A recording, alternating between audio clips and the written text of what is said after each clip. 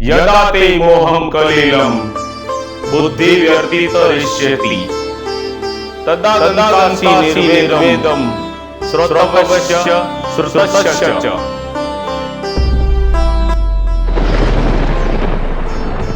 हे अर्जुन, જ્યારે તારી બુદ્ધિ આ મોહરૂપી દળદળને સારી રીતે પાર કરી જશે, ત્યારે તે અત્યાર સુધી સાંભળેલા અને ભવિષ્યમાં સાંભળવાના બાકી રહેલા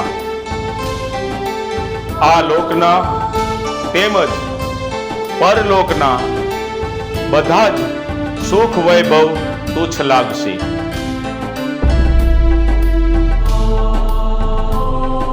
એટલે કે તું વૈરાગ્યને પ્રાપ્ત કરીશ.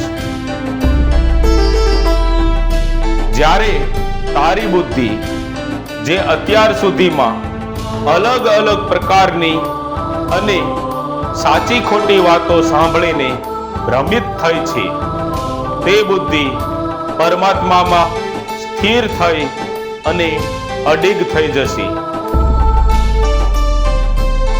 ત્યારે તને યોગની પ્રાપ્તિ થશે.